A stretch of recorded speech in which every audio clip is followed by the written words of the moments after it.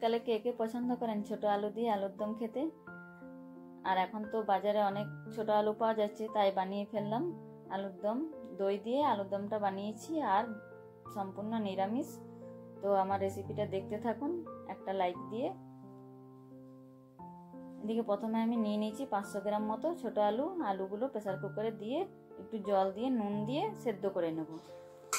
এদিকে আমার সেদ্ধ হয়ে গেছে আলুগুলো এবার ঠান্ডা হয়ে এলে খোসা ছাড়িয়ে নেব।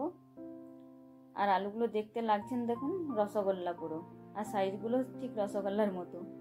আর এদিকে নিয়েছি হচ্ছে 2টো টমেটো, 1 ইঞ্চি মতো আদা, 2টো কাঁচা লঙ্কা।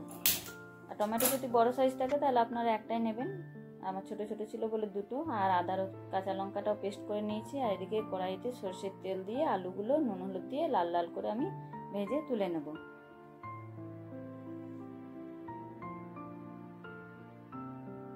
আলুটা কিন্তু বেশ ভালো করে ভাজতে হবে। আমার লাল লাল করে ভাজা হয়ে গেছে, এবার আলুগুলো আমি তুলে নেব।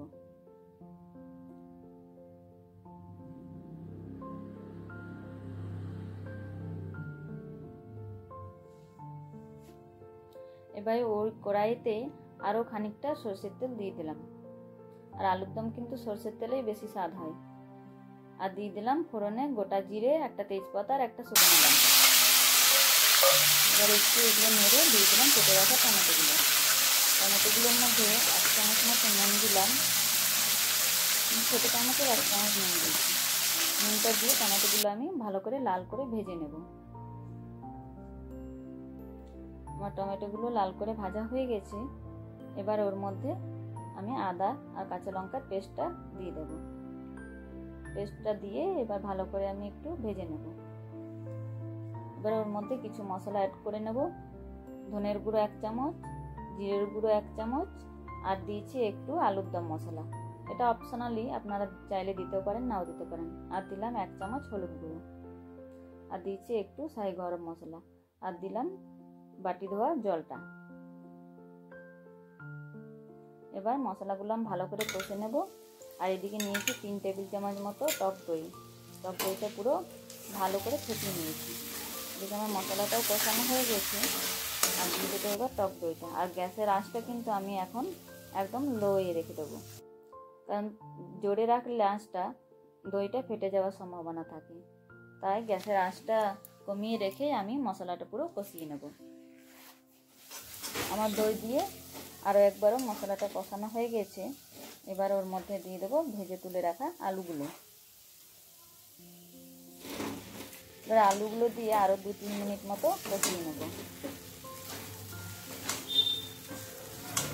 আমার 2-3 মিনিট মতো কষানো হয়ে গেছে। এবার দিয়ে দিলাম কিছুটা পরিমাণ জল। যেমন গ্রেভি রাখবেন সেই হিসাবে জলটা দিতে হবে। আর এইরকম আলুর দম একটু মাখামাখাই ভালো লাগে খেতে। আর দিয়ে দিলাম আর একটু নুন পরিমাণ মতো। নুনটা দিয়ে ফুটতে দিয়ে দিয়েছিলাম 2 থেকে 3 মিনিট মতো। আমার ফুটে গেছে পুরো ঝোলটা, আর হয়েও এসেছে। এবার ওর মধ্যে দিয়ে দেবো 2 চামচ মতো চিনি আর একটু গরম মশলা। আপনারা যেরকম আলুর দমটা মিষ্টি খেতে চাইবেন সেই হিসাবে চিনিটা দেবেন। আমার একটু আলুর দমটা মিষ্টি মিষ্টি পছন্দ, তাই 2 চামচ চিনি দিয়েছি। এবার এগুলো নেড়ে চেড়ে দিয়ে দিলাম বেশ খানিকটা ধনেপাতা কুচি। শীতকালে তো ধনেপাতার ফ্লেভারটাই খুব বেশি ভালো লাগে, তাই খানিকটা ধনেপাতা দিয়েছি। ধনেপাতাটা দিয়ে 10 মিনিটের জন্য ঢাকা দিয়ে রেখে দিলাম আর গ্যাসটা বন্ধ করে দিয়েছি।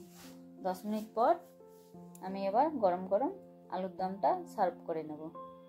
আর সার্ভ করেছি হচ্ছে গিয়ে কড়াইশুঁটির কচুরি দিয়ে। তো কড়াইশুঁটির কচুরিটা আজ আর রেসিপিটা শেয়ার করলাম না, অনেক বড় হয়ে যাচ্ছিল ভিডিওটা। পরবর্তী দিন আমি কড়াইশুঁটির কচুরি রেসিপিটা শেয়ার করব। তো আমার রেসিপি আপনাদের কেমন লাগলো অবশ্যই জানাবেন কমেন্ট করে, আর একটা লাইক করবেন আর আমার চ্যানেলটা সাবস্ক্রাইব করে রাখবেন।